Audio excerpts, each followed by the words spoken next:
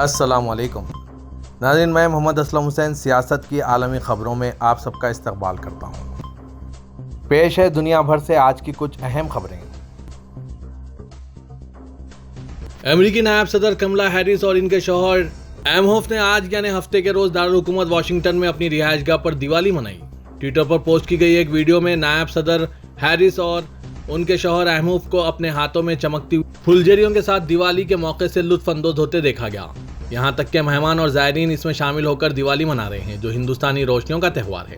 ایک ہندوستانی ماں اور جمیکا کے والد کی بیٹی کملا ہیرس پہلی افریقی نژاد امریکی اور امریکہ کی پہلی ایشیائی نژاد امریکی نائب صدر ہیں۔ اطلاعات کے مطابق امریکہ میں نیو یارک کے باوقار ٹائمز اسکوائر میں دیوالی کی تقریبات کا آغاز ہو گیا ہے۔ نائب امریکی صدر کے علاوہ سابق صدر ڈونلڈ ٹرمپ نے بھی اپنی رہائش گاہ پر دیوالی منائی۔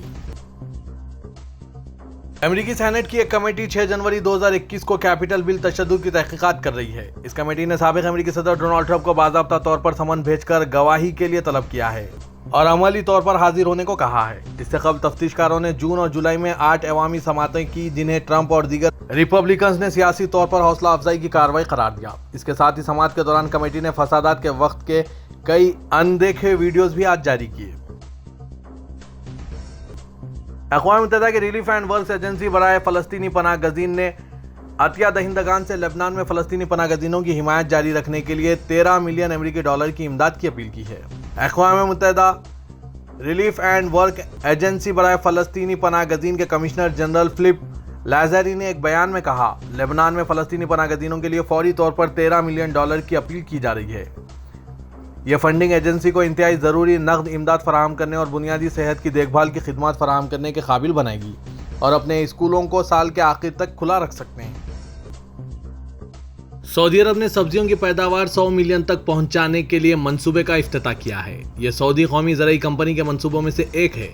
الاقتصادیہ کے مطابق سیکریٹری ماحولیات و پانی و زراعت انجینئر احمد العیادات نے کہا کہ اس سے غذائی اشیاء کی پیداوار میں خود کفالت کا ہدف پورا ہوگا۔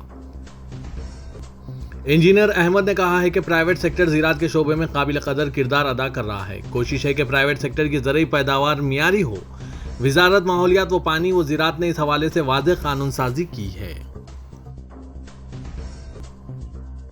مملکت سعودی عرب نے مدینہ منورہ میں 100 مقامات کی بحالی کے منصوبے شروع کیے ہیں، جن کا تعلق پیغمبر اسلام صلی اللہ علیہ وسلم کی زندگی اور اسلامی تاریخ کے دیگر اہم واقعات سے ہے۔ مدینہ کے امیر اور ریجنل ڈیولپمنٹ اتھارٹی کے بورڈ آف ڈائریکٹر کے چیئرمین شہزادہ فیصل بن سلمان نے وزیر حج و عمرہ ڈاکٹر توفیق ربیہ اور نائب وزیر ثقافت حمید فیاض کی موجودگی میں منصوبوں کا آغاز کیا۔ امریکی گلوکارہ ماریہ کیری نے جمعے کی شام سعودی عرب کے العلا میں واقع مرایا ہال میں پوری شام کو روشن کر دیا۔ گلوکارہ ایک خصوصی VIP پروگرام کے حصے کے طور پر برگد کے درخت کے افتتاح کے لیے لائیو پرفارم کر رہی تھی، جو تاریخی پہاڑی مقام پر کھلنے والا نیا ریزورٹ ہے۔ سعودی عرب میں یہ پرفارمنس ان کا 3 سالوں میں پہلا مکمل شو تھا اور اس میں سے اس کے ایک کئی دہائیوں کے کیریئر کی کامیاب فلمیں شامل تھی۔ چائنا کے بیجنگ میں ہندوستانی سفارت خانے نے چین واپس آنے والے ہندوستانی طلبہ سے کہا ہے کہ وہ اس کے ساتھ رجسٹر ہوں تاکہ ان کی قونصلر یعنی سفارتی ضروریات کو وقت پر پورا کیا جا سکے۔ ہندوستانی سفارت خانے نے یہ ایڈوائزری ایک ایسے وقت میں جاری کی ہے جب کووڈ-19 کی وبا کو روکنے کے لیے لاگو سفری پابندیوں کی وجہ سے گھروں میں پھنسے ہندوستانی طلبہ بیجنگ کی جانب سے ویزا جاری کرنے کے عمل کو بحال کرنے کے بعد ایک بار پھر کلاسوں میں شرکت کر سکتے ہیں۔ ترکی کے صدر رجب طیب اردوغان نے عراق سے صدر عبداللطیف رشید سے فون پر بات چیت کی۔ ایوان صدر کے محکمہ اطلاعات کی طرف سے جاری کردہ بیان کے مطابق صدر اردوغان نے عبداللطیف رشید کو عراق کا نیا صدر منتخب ہونے پر مبارکباد پیش کی۔ انہوں نے بات چیت کے دوران کہا کہ ہمسایہ ملک عراق کے امن، استحکام اور فلاح و بہبود کو ہم ترکیہ سے الگ نہیں سوچتے۔ باہمی تعلقات کو علاقائی سلامتی، استحکام اور خوشحالی میں خدمات فراہم کرنے کے زیر مقصد فروغ دینے میں ہماری کوششیں جاری و ساری رہیں گی۔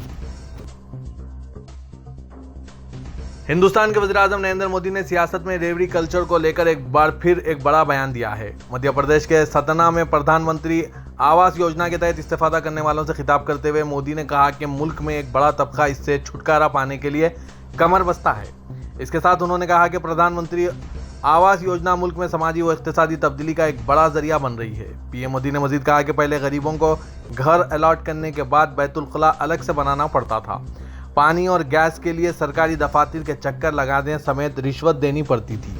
नेस जिसने घर में रहना है, इसकी कोई पसंद व नापसंद नहीं थी, इसलिए अगर चंद घर बनाने भी जाएं तो इनमें से बहुत से घर में दाखिल ना हो सके, लेकिन हमने ये आज़ादी घर के मालिक को दी। यही वजह है कि आज पीएम आवास योजना बहुत बड़ी समाजी व इक़्तिसादी तब्दीली का ज़रिया बन रही है।